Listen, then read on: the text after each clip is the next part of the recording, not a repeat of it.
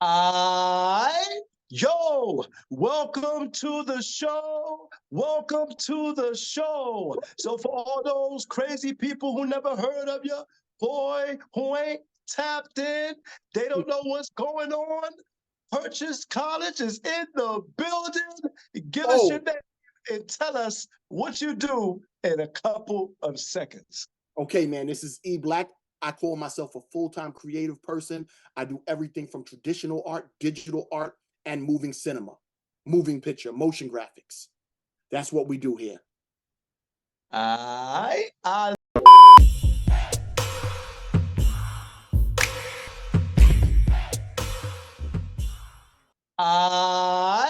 Yo, welcome to the show. Welcome to the show. So for all those crazy people who never heard of you, boy, who ain't tapped in, they don't know what's going on. Purchase College is in the building. Give us your Oh, name and tell us what you do in a couple of seconds. okay, man. This is E.Black. I call myself a full-time creative person. I do everything from traditional art, digital art, and moving cinema, moving picture, motion graphics. That's what we do here. I like that. I like that. So let's go back to where it all started for you in Queens, New York, when you was a kid, your parents, your brother, the dog, the cat, Oh, yeah. all of that. Okay. All right. So How listen. did you fall in love with the arts? All right, so listen, this story, it goes back to my mother. So when I was younger, you know what I'm saying? I'm talking about this is the black and white TV era. You know what I'm saying? I've been doing art for over 48 years now. So I just got to be clear on that. So my parents, my mother, she let me watch The Wizard of Oz. Still one of my all-time favorite movies, classic. After I saw that movie at a young age, at 2 years old, I started drawing every day. I would draw Dorothy, the Tin Man, the Lion. And to me, those characters, they covered everything. To me, the Tin Man was like a robot. The Lion was like an animal. And the Scarecrow was like a fantasy creature. So I used to draw it every day. I still have those paintings to this day in the drawings. My mother used to label everything because I couldn't spell. So she'd be like, she knew it was the Tin Man. She knew it was Dorothy. And that was the first thing. And then after that, they took me to a drive-in theater a little bit later, probably like 4 years old, took me to a drive-in theater. What did we see? Star Wars. And you know how Star Wars was? There was that scene where they go into the cantina, the bar with all the aliens, and that just blew my mind. And then that started the creative flow just kept going from there. And then I'm going to fast forward to when I was 8 years old. Remember, I'm still drawing every day. This is all I do. Draw, draw, draw. Go in my backyard. Look up in the sky. There's a UFO above my house. This is a family story that everyone talks about. Remember when Eric saw the UFO? I'm like, yo, it was like a wheel within a wheel within a wheel with a light blowing under it. Called the fan, yo, Dad, this is UFO. Called my neighbors, the Marfisis, who lived next door to me. They saw it. The father of the house saw it. Oh my gosh, yeah. Then it zipped away. And that just opened my mind even more. I was like, yo, there's other things out there. And that's what started my fascination with like unseen history. I started like reading, getting all these books, and I became like a UFO expert, mini paranormal investigator, but that influenced a lot of my art. And another thing, when I was younger, I had a lot of itchy run-ins with the powers that be and police officers that weren't favorable and teachers that weren't favorable, but I always flash back to that UFO showing me there's something more powerful than them. And I'm not talking, we know about God, we know about all that, but I'm talking about these things in the physical reality that are more powerful than them that they don't even understand. So that always like, all right. And I had that great experience. And from there, I just kept going. I kept going. Wow, wow, Yeah. wow, So that is what it is. amazing. Yeah. Amazing. So let me ask you this. Your mom kind of sets you up and stuff like that in your family, because to me, sometimes you have creative genes that may come from someone else, and it might not even be your direct parents. I know for me, even though I host and stuff like that, I'm a songwriter. I get it from my mother. She's very creative. Who did you get your creative side from? Was it your mom? Was it your pops? Was it one of their brothers and Okay. sisters? or grandmother? Who did you get your creative side Here's the from? deal. My father, he was an artist too. He was an artist, a painter, artist. He went to art and design, the same high school I went to, you know, school with Mob Deep, sitting in the class with Havoc. My best friend used to do Havoc's homework every day. You know what I'm saying? That's the story for another day. Cool brother. But yeah, my father was like the backbone. He supported this to the fullest. But here's the crazy thing. When he had me, he was like, I just hope one thing. I hope my son isn't an artist. And he didn't mean it in a negative way. He knew what comes with the artistic side of things because he was in, he did the art and then he was in a music group and he had to make a choice at one point. There was a pivotal moment where he was about to, there was a chance he was about to blow and they were passing cocaine around the room and he said, nah, I'm not doing this. And he got married to my mom. It was like, remember, he was in, but he saw what the industry was. And right now you see what's going on in the industry. Things are being uncovered. So he walked away, had me, been a backbone. Every contest that they had in the neighborhood, he put me in it. Every contest, and I would win. McDonald's had a contest. Who could draw the characters? Did that, won it. Nintendo had a contest, put me in the contest. I won, I didn't win first place, but I came in like as a finalist. So he started supporting me to the T, working on my portfolio, getting me art books. He used to bring me an art book. Every month he'd bring me a new art book. And then when I was like, Dad, I want to make toys. He's like, all right. He got me construction paper, freaking tape, and I would make the toys. I wish I had them with me, but I made the toys and I used to sell them in school. Like I had my old line of Transformers. They were called, I forgot what it was called the Animal Force. And it was made of paper, like these paper crafts, but I used to make the boxes for the paper, put them in there, comic book, sell it in school. He used to go to work, use the copy machine, bring me 100 copies, sell them off, wrap them up, 25 cents, boom, boom, boom. After that, took the money, me and my crew, go to the candy store. And remember, $5 was a lot back then. You not only could you get the candy, you can get garbage pail kids, and you can get one of those paper air, the little wooden planes that you could throw in the air and fly. I don't know if you remember those, but yeah. So we was doing it, and I just kept going. I always knew I wanted to be an entrepreneur. Always knew I wanted to have my own company, and it was just in me since I was a kid. It's all I can remember is I want to do this. There was no other thought in my mind. But my father, when he said that, he knew what the artist path is, but he also knew that at any given time, you can have your break. So, and I had some great experience and some great breaks. And I also got into the music. So when I was in the music, that was another part of me that I was able to express myself through the music. So it's been a joyride, man. I like that. I like that. So you did some work for MTV, which is big time. They're still around now, stuff like that. They're doing big things. Ashton Kutcher, shout out to him. What's up? You did some MTV work with them. How surreal was that for you to work with MTV? All right, so before we go into that, just let me tell you something. So listen, I went to school. I went to SUNY Purchase, but I didn't go for commercial art. Art and design was commercial art. That means you're doing mock-ups, logos, you know, cartoons. I went for fine arts. Fine arts is painting, sculpture. This is like the Picasso. This is like the paint, put things in the gallery.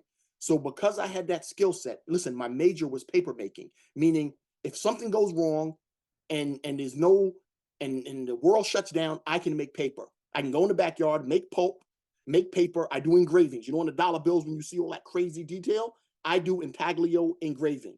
I studied with Antonio Fresconi, and he knew Picasso. Like, so yeah. So, I mean, after that, because I had that skill set, when I went into the corporate world, I had the traditional too. So everyone was, you know, everyone was good at doing the digital work. But when you could bring the painterly style into the traditional, these corporate America guys are going to eat it up. So I had a friend, my close friend to this day, Bert.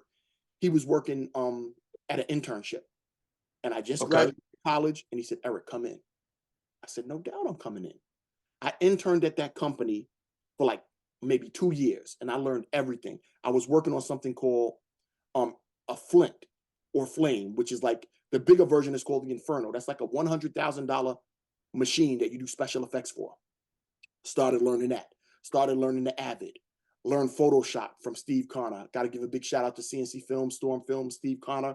If you don't know who that is, they made those What's Up commercials. Remember What's Up? What's up? The Budweiser Right. commercial back in the days. One of the first viral campaigns. So I did that. And then next thing you know, I'm the lead artist. I'm doing work for Bally's Total Fitness, McDonald's, Burger King. I'm just killing it. I'm killing it and I'm making a ton of money and I'm doing good. And then, you know, I still had the passion for animation and art. And then one day that call comes in. One of my friends who worked with me at the film company, he was the director on a show called Big Head People, which never came out. So he was like, they said we need to get a team and we needed to be, you know, a minority team because they you know, people were diversifying. So he called me up first. I called my guy, Jose, AKA Mind Chamber, and we went in there and we turned it up. So I'm at MTV, which is owned by Viacom, and we're just working. Like, it was surreal. You go in and it's different. Remember, now you're working into an animation studio that has 30 computers in a room, 15 computers in a room. And then it's different than what, because remember, back then, we did everything ourselves. So then one of the rules they said, no one has two jobs. So you might be a colorist, you might be an inker, you might be the composite guy, which is steps of the pipeline to make this thing work effortlessly to go to broadcast television. So I did that, and then I just started doing a ton more corporate jobs, and I was addicted, but I still had the passion for doing my own thing. So I always had my own company. I started Robot Pegasus Media, and I put out a DVD in 2004 called Marcus Piblo. If you look in Google Marcus Piblo, you're going to see content and you're going to see people are saying, whatever happened to Eric Black? And there's fan page now. This is 20 years later. It's the 25th anniversary of Marcus Piblo. And people are still asking about it. And for my birthday, which is April 11th, I'm about to release everything in high definition in 4K. Because when I was doing all this stuff, everything was still 720. I don't know if you know about the technical aspect of television, but that's what the little square boxes used to be. So let me chime in a little bit. Let me ask you this question: when it comes to doing film and stuff like that, the animations, is this something? This is something that it has to be a gift. Like, it can't be like you just doing it. Like, you really got to be skilled, like, to do something like this, like the Lord of the Rings type of thing with those animation, those effects and things like that. Does it really have to be a gift? No, well, here's the thing. There are some people who are naturally gifted. They just get it. And I've seen people jump on these programs and they jump right in. But here's the thing. If you stay at it for 5 years, you will get good. You will get good at doing it. But there's at the composites, like, that's when you put everything in layers. So here's the thing. Like, when you're working, the more experience you have, which is in everything, you're going to be able to see things in layers and you're going to know what to do before they even tell you what to do. And that's what comes with experience. So right now, if I have to do a crazy compositing job, I actually know what to do already. Like, they don't even have to tell me. I know, okay, we got to do the green screen. Okay, we have to shoot that in 4K. All right, get the lighting right. I match, there's something called LUTs, where you can match the atmosphere and make a specific atmosphere for a scene. Because remember, the colors is a whole different mood. So right now, I could take your face, I could do a color correction, and you could look like the Dark Knight. Put some music on it. As I'm the missing. This is a whole different podcast. Or I could change it up, brighten the colors, turn up your highlights, and then put some happy music, and it'll be like Pee-wee's Playhouse. So that's where post-production comes in. And it's like mastering a record. You could take a record and master it, but when you master it, it could bring it to the next level. So that's when I come to a project, that's what I think of. Now, with that being said, I'm a traditional guy. I come from the old school NES days. I like analog recordings. I like vinyl. I like the sound. When they came out with Napster and everyone was downloading MP3s, and this is technical, but some people are going to get it. A WAV file is 40 megs. It is compressed to 3 megs. Do you know how much information is lost? What we found out is the public didn't care about that information loss. But to someone like me, I can hear it. So even though we're all digital, I still like bumping things to the analog. I'll tell an artist, Wow. bump that to the 2 reel to get warm sound. The emulators can't do that. I still whip out my ASR-10. ASR-10 classic keyboard that you can't get the sound. You can't replicate that sound.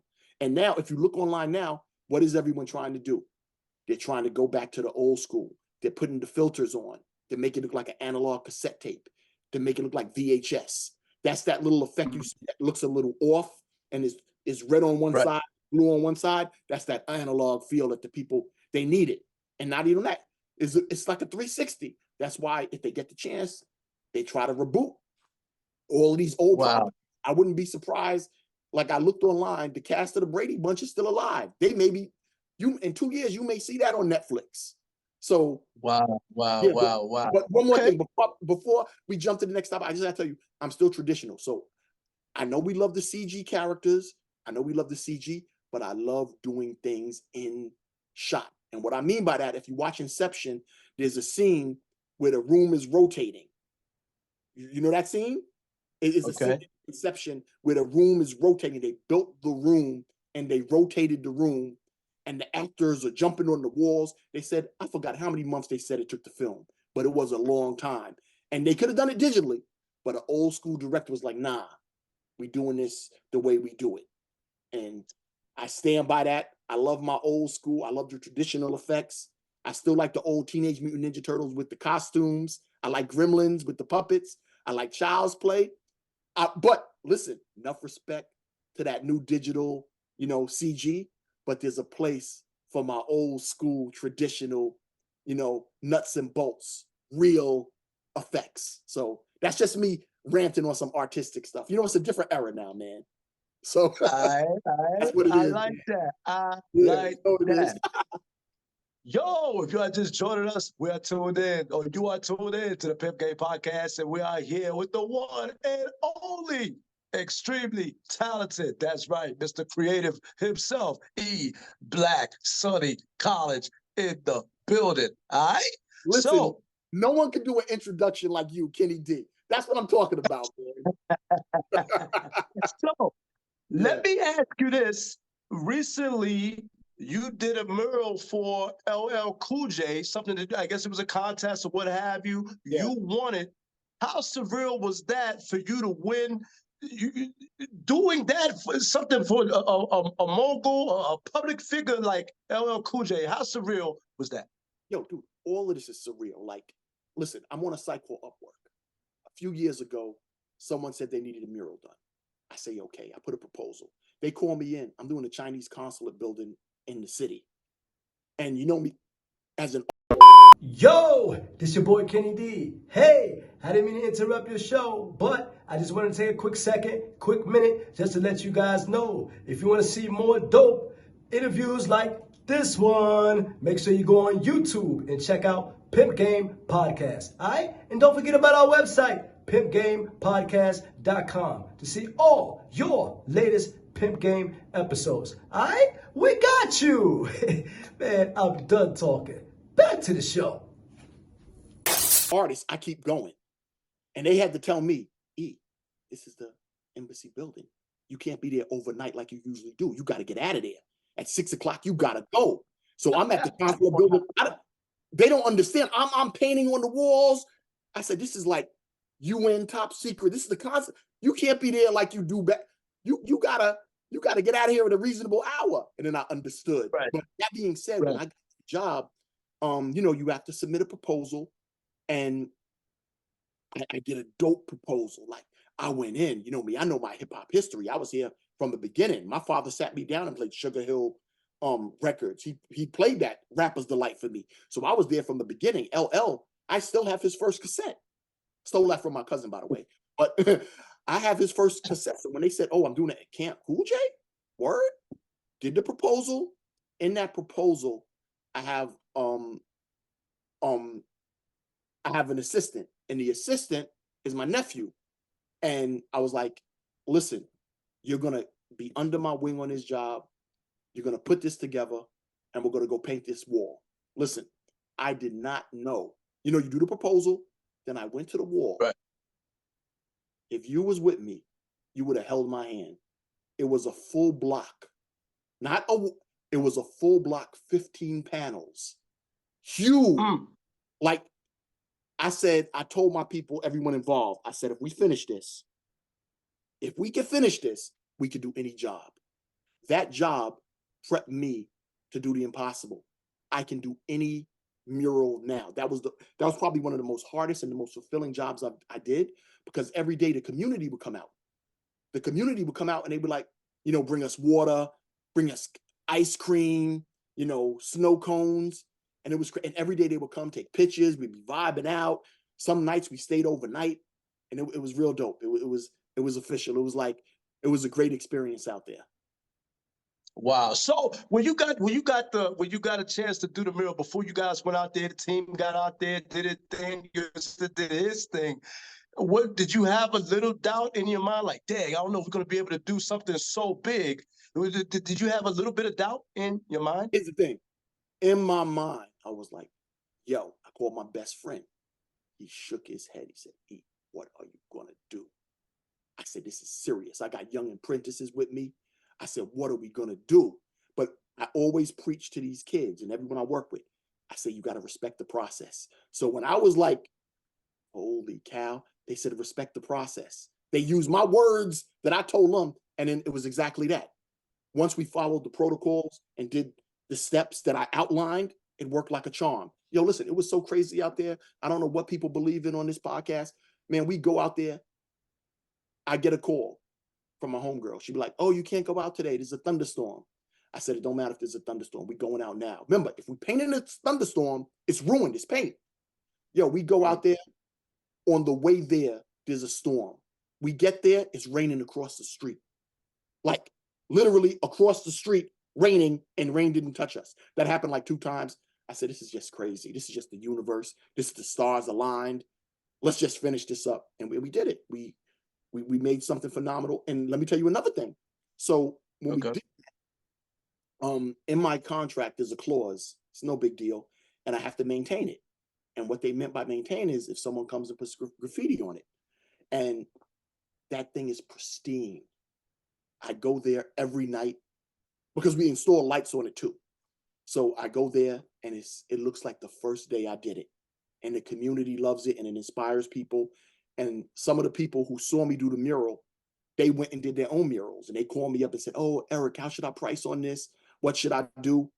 And it's been beautiful. Like right now, every once in a while when I walk outside, someone will come up to me and they'll say, yo, E, I couldn't do a mural, but I did this in my bedroom. And I'm like, that's what's up. So inch by inch, we touching the people. We touching the people and moving. That's what we do. I like that. I like that. Touch the people. So does E.Black, is there anybody else you're looking to work with? Maybe Paramount, Disney, anything like that? Anybody else you're looking to work with in the near future? All right, so listen, when I was younger, everyone used to tell me, Eric, one day you're going to be working for Disney. You're going to be working for this. But right now, after going through the process of dealing with a lot of these corporations, it is very difficult to get your vision without it being altered. So I'm working on a series called Psycho 6 right now. And it's about a bunch of kids who defend one of their friends. And by defending one of their friends, they commit a crime. And the crime doesn't go right. I can't give you the whole story, but it doesn't go right. But the thing is, when you're doing these shows and when you're pitching, a lot of people don't understand, like to get a project off the ground, it's like 1 to 3 years. That's when you get your footing in it and you understand what's going on. You learn the ins and outs. But that process of pitching, if you look online, it takes years. Like you're looking at 10 years, 10, 15 years to go through the executive pipeline. Like it's not, I have a great idea and they see a great idea. There's a system in play on how these companies work. So right now, with all of the digital media and all of the platforms we have, I want to give my try on the independent route. And that's what I'm probably going to do because you can control that. If you have a dope story and can market it and reach those people, remember, there's billions of people. All you got to reach is 100,000 people and you're good. So that's the way that I want to go now, especially now because, listen, April 11th is going to be my birthday. I'm going to be 50 years old. The art kept me young, but I don't know if I could go through, the bureaucracy and all of the stuff that comes with working on a creative side with one of these big companies. So listen, if I do have a big breakout hit, which is going to come, then they might give you some leniency and say, give him his money, let him do what he does. But yeah, we don't know if that's going to happen. So right now, I tell everyone, just put it out yourself. Put it out and see what happens. If you can't afford it because your project is too big and you need a budget, then work on your big project, but work on something that's manageable at the same time. So you what's up? I got a little beef to pick with you. You can't give us the whole rundown of Psycho 6 right here, right now on the Pimp Game podcast? Well, listen, I'm going to give you an exclusive right now. So listen, the story is crazy. One of the main characters is a girl. She's in an abusive relationship with her step-pops at home. Her friends find out about it via looking at a Zoom chat that she thought was off when it was on. So what do these kids do? Hey, he's a scumbag. Let's kill him. But as we all know with children, it's not going to go the right way. So that's a little teaser. Be on the lookout for Psycho 6. We've been working on this for 3 years now. So during COVID. So okay, yeah. I like that. Psycho 6. For the people. Psycho 6. 6 kids that do the unthinkable. Yes, sir. I like that. So in terms of maybe film directors and things like, those people that's in the industry, who stands out the most to E.Black? Because I know you're very talented in your own right, crazy, retarded, just all of that. What's up? Who stands out to you in your opinion? All right, listen, my favorite director of all times is James Cameron. Like, that is my director.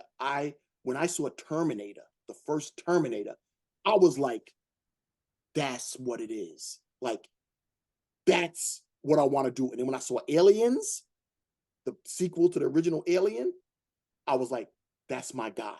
Now, on the music directing side, my guy is Hype Williams. When I was working at the film company, man, I used to study this guy's angles. I used to study it. Like, if you watch Bally, some people consider it a classic. Some people, they say the story was confusing. But if you look at each angle, him and his director of photography, each angle in that film, each scene is beautifully shot. It's like light years ahead of what everyone else is doing. So it was Hype Williams, James Cameron.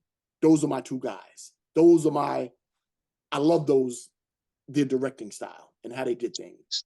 So you mentioned James, you mentioned Hype Williams. What's up? What's the difference between the two? They're both great, obviously, but what do you see in your opinion? What is the difference between James and also Hype Williams? What's the difference between the two? All right, so listen, when you watch a James Cameron movie, somehow with his framing, he immerses you into the project.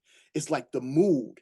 He has once you get into this directing thing, you start noticing certain things. You start saying, oh, you start noticing that his lighting is different, how he's doing it, how he sets up the scene. It's big. It's bigger than life, how he does it, like James Cameron. But it's not over the top. So you have someone like Michael Bay. Michael Bay is over the top. So Michael Bay is cool. He's able to handle all those effects. But for some reason, to me, when you're watching one of his movies, although it's real, it's a fantasy, it's sci-fi, and you know that it was done in a computer, and it's over the top, and he did a great job. But when you watch a James Cameron, it's like real. It's almost like, it's almost as if you're watching a high resolution reality show that's real with drama. He focuses on the characters. He brings out the best performance, and it's real. Now, Hype Williams, I remember he took that fisheye lens and he made that into his trademark. It was like his fisheye lens, the saturation of his colors, his angles.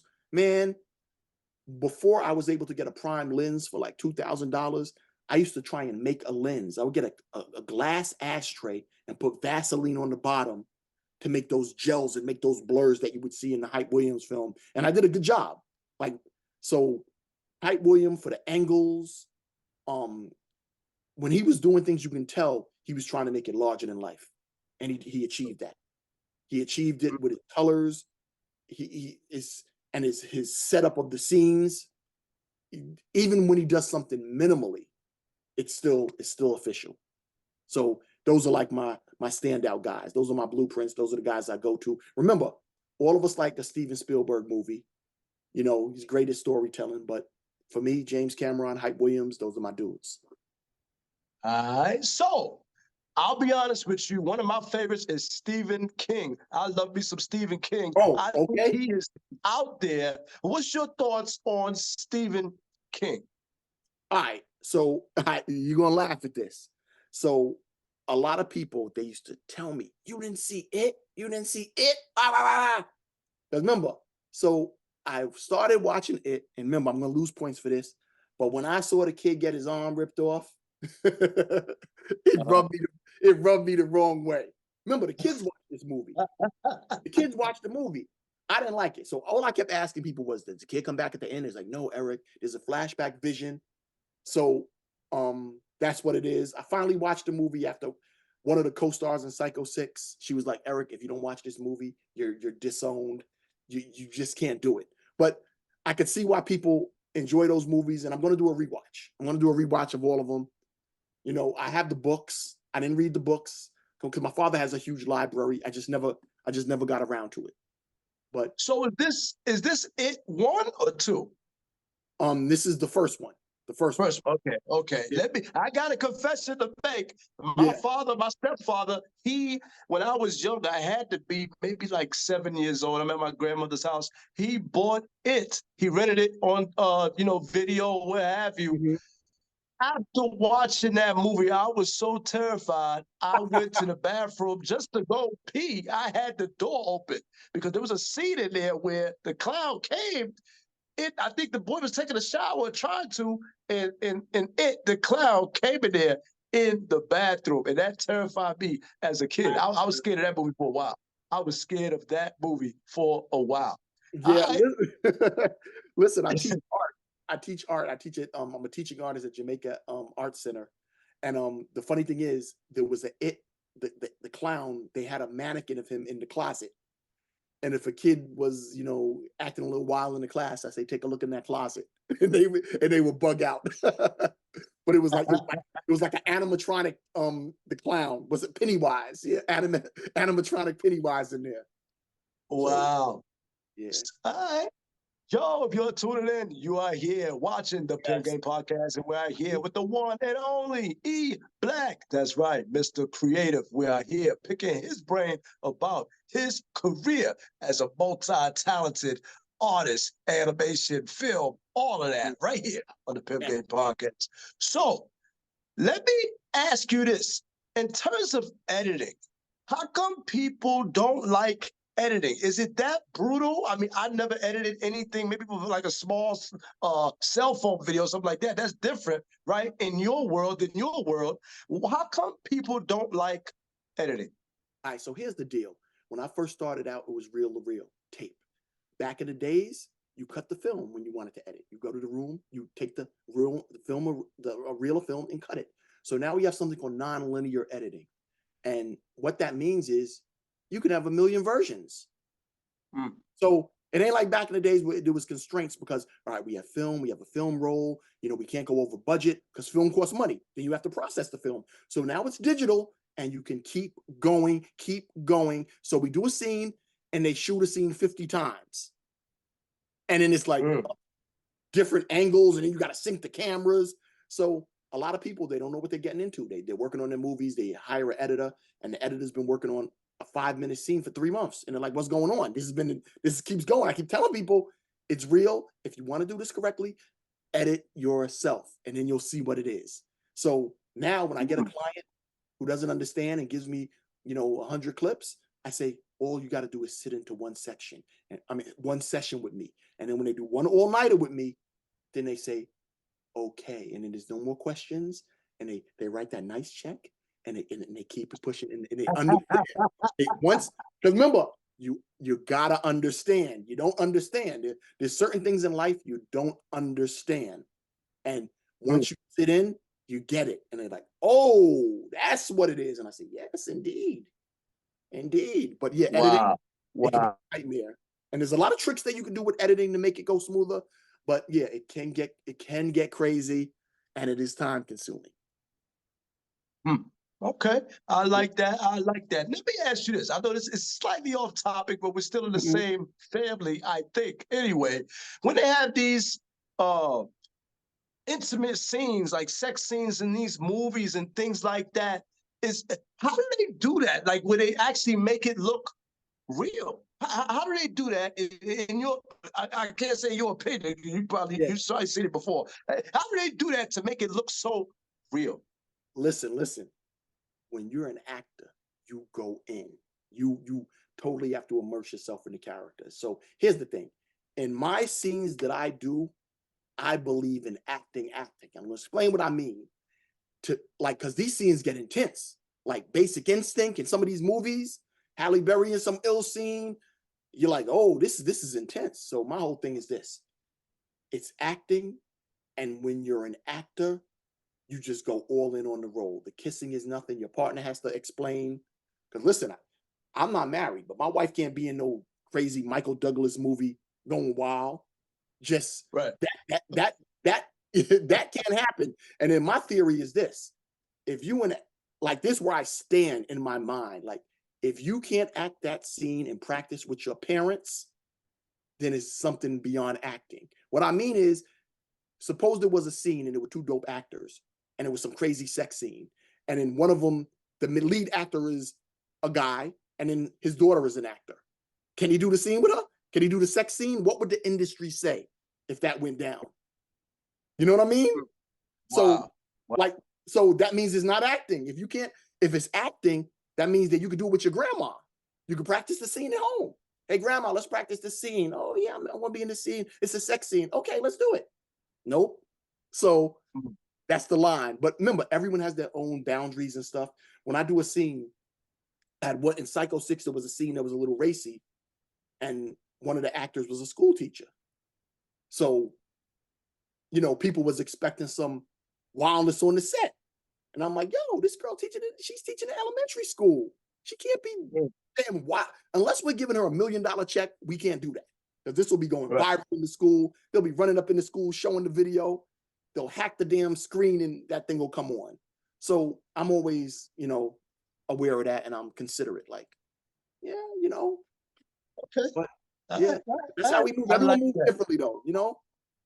Yeah. Great answer. Great answer indeed. So we were talking about the industry. Today's quick topic of the show is Wendy Williams, the rise and fall of Wendy Williams with her going through dementia and stuff like that. What's your take on that? Such a prominent figure, a mogul, just done a lot for the community and really has done her thing in the film world. And, you know, just as a host, she's really done her thing. What is your thoughts on probably the downfall of Wendy Williams? Here's the deal. My sister's a big fan. I used to love Wendy Williams when she was on radio. And it's crazy because whatever clip, and you got to pardon, I cut my phone off and this thing is still going freaking nuts. I cut the sound off and it's still going nuts. My apologies for that. But I was getting calls. Did you see her on the show? Do you see what they're doing to her? Man, I watched one of those clips. She looked like she didn't even know where she was at.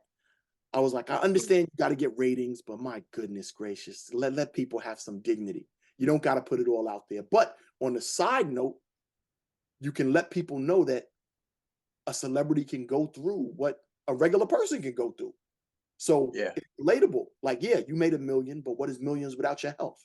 So you're a celebrity, but you're just like me. You know, you made it, you broke through that barrier and blew up. And she's had a lot of controversy. She came from the dirt, so be it. And, you know, it's unfortunate, but, you know, she's getting older in age. These things happen. I don't know how far I would go with exploiting things. Like, this is like, it's like a healthcare version of World Star, like World Star, but it's a health issue. So, you know what I'm saying? So, yeah, it's unfortunate, sad, but maybe it needs to be seen.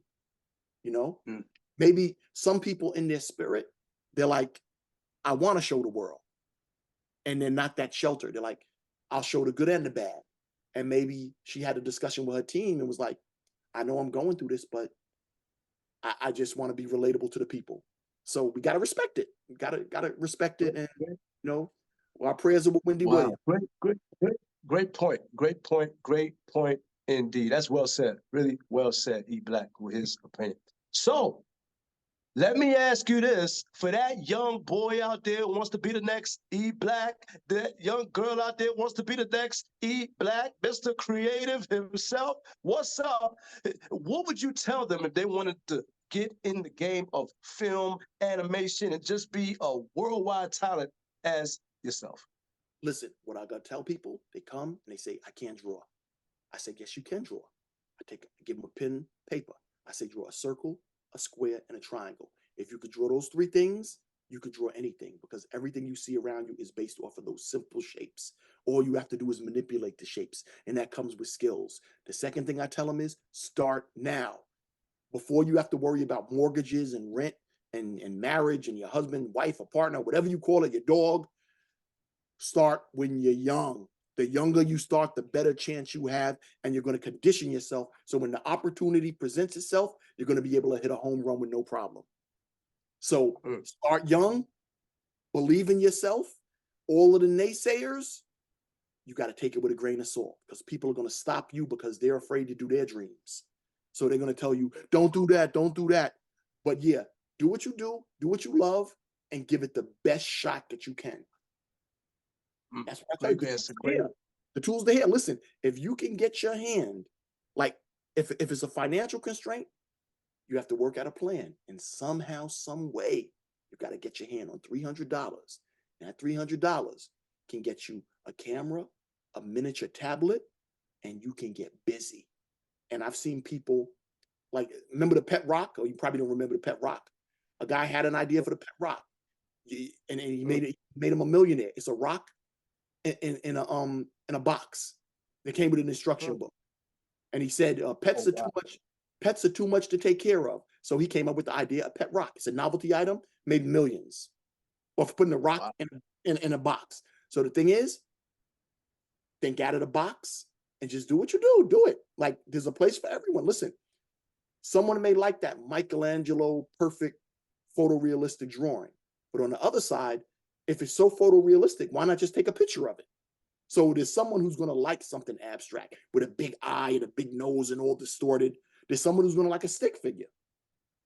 So you never know. Like that Life is Good brand, I think that's what they call it. It was a stick figure, a happy face stick figure, and it's multi-million idea. So it's all about how you put it together, how dedicated you are, and how hungry you are, and if you really want it. And if you want it and you're consistent, and if you grind consistently for, like, I'm talking about, you go all in 10 years, you're going to see results of some sort, and you can do what you love. I like that.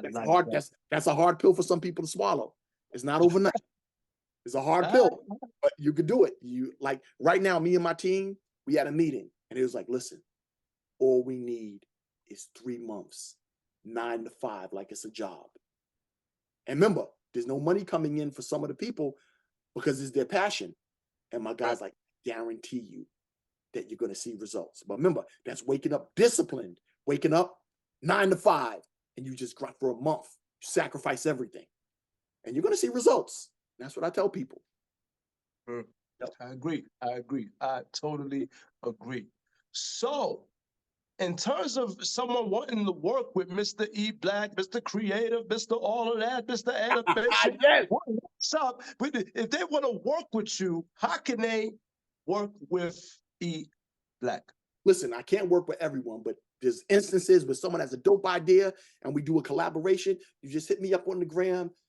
Eric, E-R-I-C, Black, B-L-A-K, is Black without the C, 1947. That's Eric Black, 1947. Hit me up on the gram. Tell me what you're talking about. If you're in the area and you're doing a project, I'll pull up. You're doing a mural, I'll pull up. I vibe with artists. I move with artists.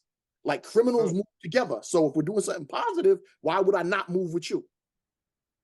Okay. All my peoples who's alleged gangsters and doing their thing in shady, smoked out back rooms, they link with their friends. There's a whole bunch of them, and there's never a shortage. So with the artists, come out, tell me what you're doing, and let's do it. We love collaborations. We love putting money together and going to the Comic-Con and getting the booth to show the world our products. This is what we do. This is what we do. Okay. So I like that. I we like do that. I like we don't that. play. So, we don't play those games.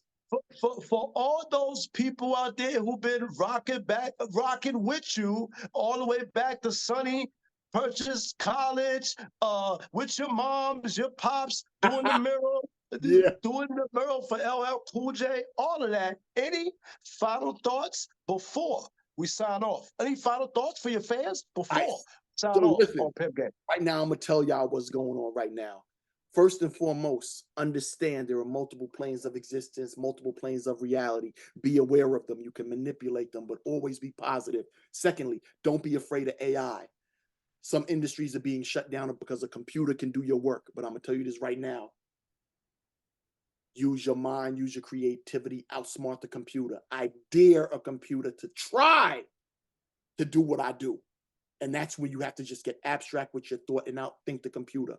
And then the final thing is, right now they're talking about this eclipse coming. You know what I'm saying?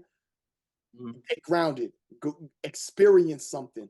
Get your little eclipse gargles, go outside, take your shoes off, get grounded, especially if you're person of color, and get in tune with the universe, man. That may sound a little abstract, but it will work and it'll change your life. Take a moment, you know what I'm saying, when you get a chance, and just, a moment of silence. Cut the screen off of your computer for one day a week. It'll change your life. Go get a physical book. Find a bookstore. If you don't like reading, get a book with pictures in it and just vibe off that, man. Trust me, it works. It works miracles. There's a lot of kids, they never even seen a physical book that you turn the pages, like that you read. People, get in tune. Go pick up your favorite book. I used to go to bookstores and pick up ill manuscripts, old books with that. These things can inspire you, man. So I just tell people, think out of the box, do what you love, stay focused, be around good people, and learn from your mistakes, man. That's what it comes down to. All right. Well said, E.Black. All right, so, before I let you go, tell everybody who are you chilling with? I'm with Kenny D on the Pimp Game podcast. That's what. And that concludes our show for this evening. But before I let you go, I'd like to thank all my viewers out there for tuning in, as well as my YouTube lovers. Make sure you like, comment, and subscribe to the channel. That's right. You're going to go to I Am Kenny D on YouTube and subscribe. And make sure you turn those notifications on so when we upload videos, you are the first to get it. And last but not least, I'd like to thank the one and only multi-talented animation, Mr. Creative himself, E.Black, for blessing us with his presence on the show. I see you next time on Thank you. PK. Peace. Don't miss it. Holla.